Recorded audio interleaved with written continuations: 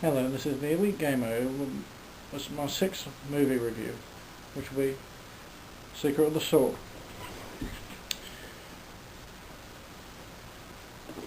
And incidentally, I love this film so much, I've got 2 copies of it. I've got the VHS copy from 1987 with the original sort of really old sort of images, and I've got the DVD copy, which also has feature-length audio commentary, 2 original theoretical trailers from 1985, and the I Have the Power music video featurette and storyboard.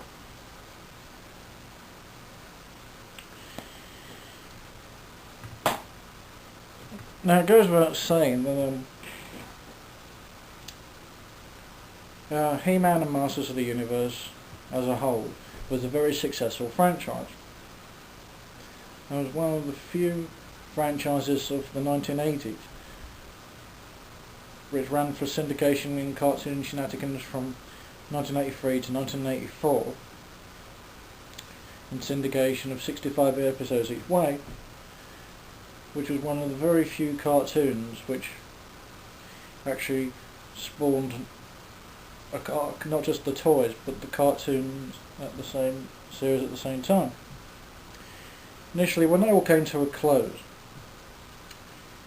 they decided to put together a origin story, if you want, for a significant spin-off. This significant spin-off wouldn't just introduce us to the world of Eferia and the evil Horde. It would also introduce us to other people, such as I'm not even making this up, such as Princess Adora, the twin sister of Adam, aka He-Man.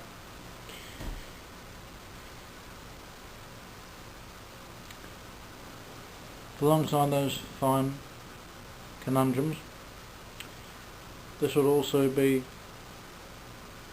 a movie to not just give an origin on how he found his twin sister for the first time that he never even knew about, but also how she became Sheriff for the first time, and to then spawn a series further on down the line.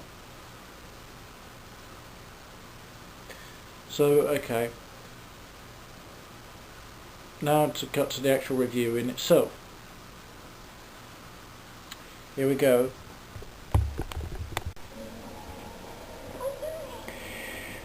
Secret of the Sword basically starts with the Sorceress of Grayskull, voiced again by the brilliant Linda Gary of Grey, God rest her soul, and she was quite a talented actress in many comic and cartoon-based vocal acting.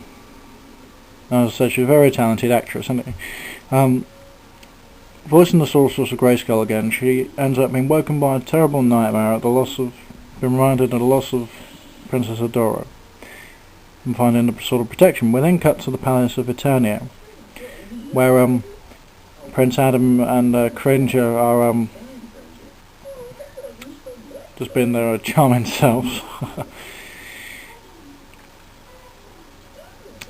Adam initially ends up getting a message via telepathy from the sorceress, and before you know it,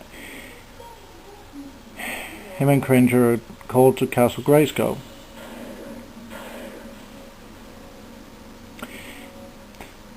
Before long, the sorceress ends up giving them an update on the initial situation, and before you know it, Adam and Cringer are on a new mission. Not just any mission, but to locate and find Adam's twin sister, aka Dora.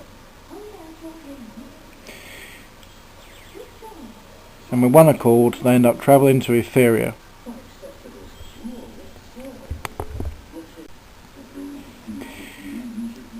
During their time in Eferia to begin with, Adam and Cringer come to an end. Is it me, or Never seen that sort of expression before.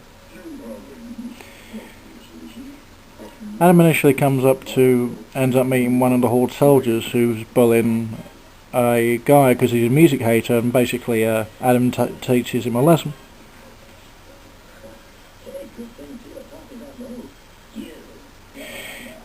And just when you think it's going to be an unfair fight, no, it's not Robin Hood who gets involved, it's the Lando Calrissian lookalike. Yep, I thought I'd seen that expression before.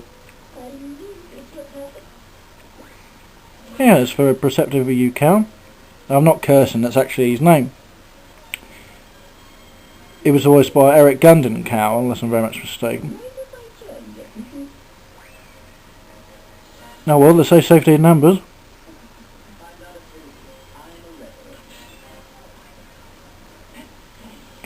So after a brief little skirmish and basically learning these wayward soldiers some manners,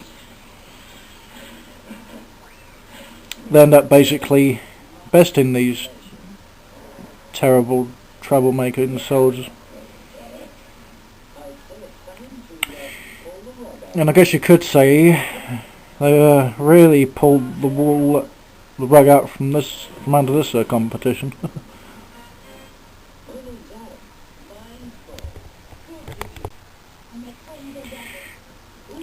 After the fight in the tavern, Adam and Bo end up befriending each other, and then he ends up being taken to the lair of the Great Rebellion in Whispering Woods, where they end up meeting the leader of their forces.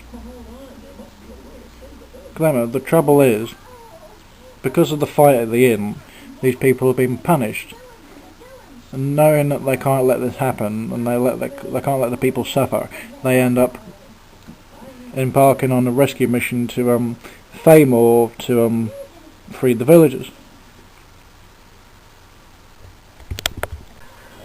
Of course, like most He-Man programs before, you know that nothing goes according to plan, especially with the strength of an ordinary man or a woman, no offence.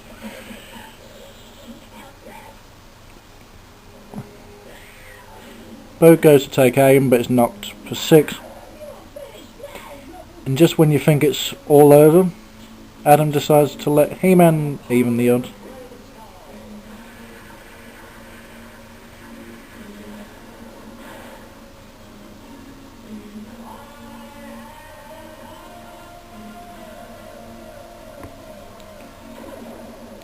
I swear, every time I hear that, that's probably the most enthusiastic remark or battle cry or sound effect or noise I've ever heard anyone make. Oh, the cavalry's here.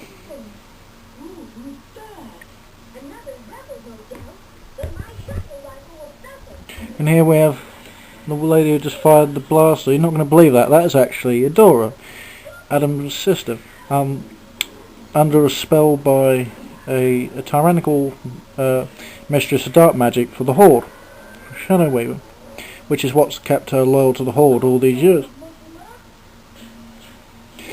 So basically, He-Man just embarks in battle and basically makes the greatest Horde warriors look like a pair of clowns. Well, ooh, I told you not to go on that roundabout.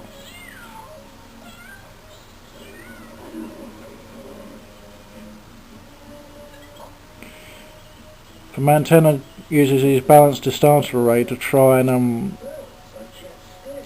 take him out of the picture.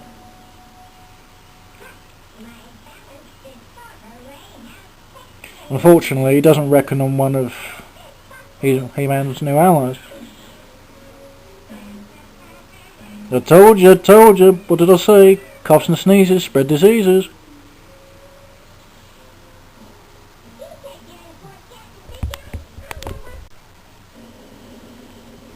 He-Man goes to battle with Adora, but realises that she's the one he came to find. As he's sort of in his reverie, so to speak, he's knocked out by one of their tyrannical soldiers. and then ends up being captured and basically taken to Beast Island, which is a very terrible prison, which the Horde are large and in charge of. Dora and He-Man end up talking, and after a little testy debate, if you like, he tries to convince Dora that the Horde are evil and that she's serving the wrong side. Too irritated to listen, he basically just tells her that if you don't believe they're evil, go out and find out for yourself. Which eventually she ends up doing just to prove him wrong. Initially during Dora's little journey to see if He-Man's right, she finds out that the Horde's more evil than she ever thought possible. Like for instance here, when an old man asks for water, he's thrown in a pond.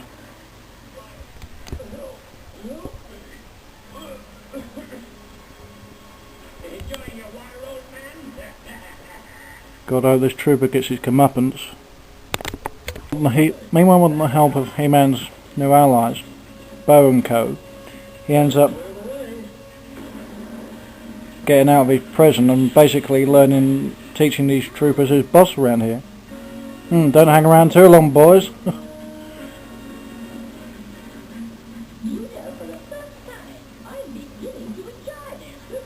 Yeah, I bet you're enjoying it.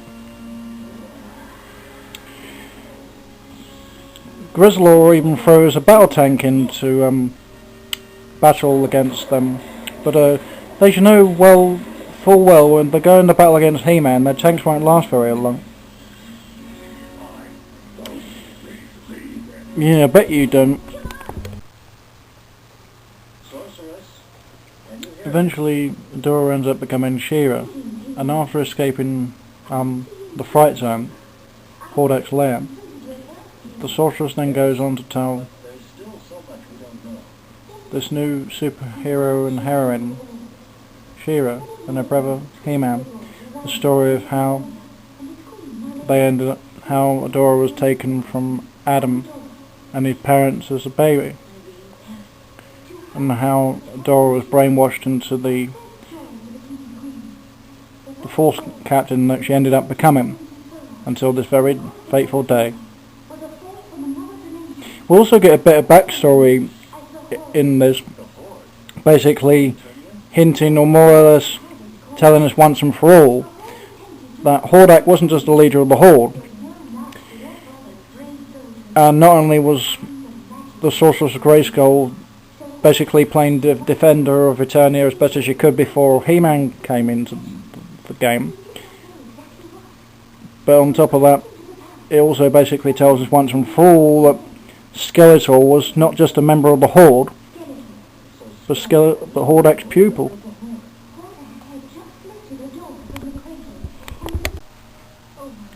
Eventually Adam ends up bringing his sister back, and her parents end up having a tearful reunion at the rejoice of not just seeing Adam back, but back with his twin sister. The royal family is complete, and you can't help but just be happy for them, because it's what they all wanted to some extent. Randall, even Marlena.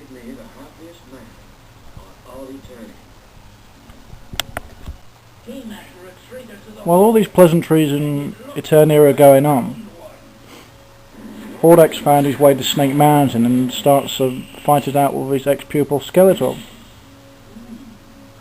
You've improved since last we saw each other, my pupil.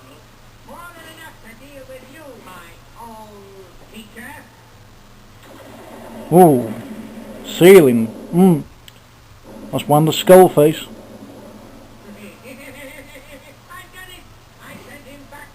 After a little shenanigans, they end up joining forces, and then after this basically end up joining forces to try to take Dora by storm, or force, and to basically make life awful for, I quote from the film, those Eternian fools. It's not long before Skeletor and Horde's fiendish master plan comes to full fruition. And before we can say who goes there, Adora's their hostage. Despite their best efforts, he ends up getting away with Adora. Well, Horde / Skeletor end up getting away with her.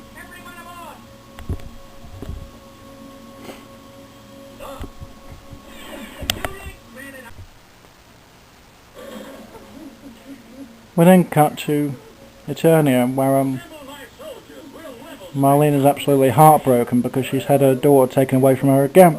And I must concur, for filmation, this is probably one of the most strongest scenes I've ever seen in one of the animated programs of feature films, as it's the first time we've ever seen Marlena cry. And obviously, despite the fact that He-Man's been called again, we know full well that it's no laughing matter. That I promise. There's a wind raider fueled and ready to go. And let's move. With one accord, they end up leaving for Snake Mountain to rescue the princess.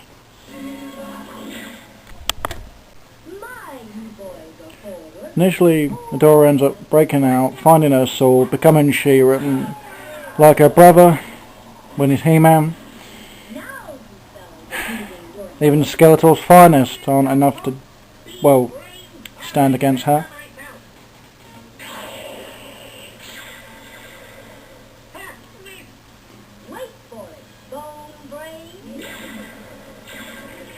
Oh, it's the catch of the day. Oh, Skeletor got a mask.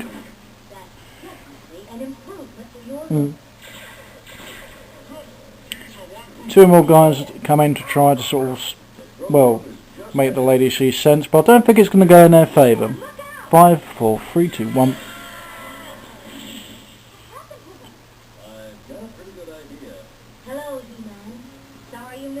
So after they clean house at Snake Mountain, well, after She-Ra cleans house at Snake Mountain, they end up going back to Eternia, where she basically says she has to go bid goodbye to her parents because Eferia needs her until the war is finished.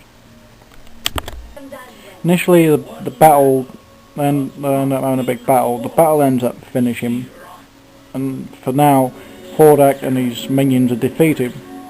And just before he leaves, he ends up stating the quote, "One battle does not win a war." And to some extent, he's right. One battle does not win a war, any more than the wars of today are won in a day.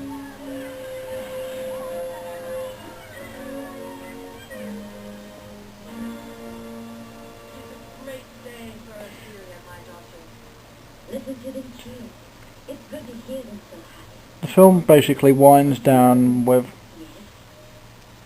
coming to a close with He-Man and She-Ra talking. He-Man asks her if he wants to come back to Eternia with him, their true home, but She-Ra respectfully declines. His sister tells him she can't go back to Eternia because Eferia needs her, just as Eternia needs him. Ready to go home, Battle Cat? Sure, He-Man. Say goodbye to all my friends here, will you? And if you should ever need my help, He-Man says goodbye to her, I'll know just who to ask for. and she says farewell to him. And another thing that makes us very emotional in my mind, it's not every day we actually see He-Man shed a tear, and oh my god, yeah, it's just amazing how it gets you right here. So in a nutshell, this was my thoughts on Secret of the Sword. I'll give Secret of the Sword a stunning 10 out of 10 for brilliant vocal work, brilliant music and background music, and as I said, when it comes to programs like this, or movies like this, there's two things you can never replace. One, the vocal talents, and the other, the music. So this was a movie review by the Elite Gamer. Thank you for your time, thanks for watching, and goodbye.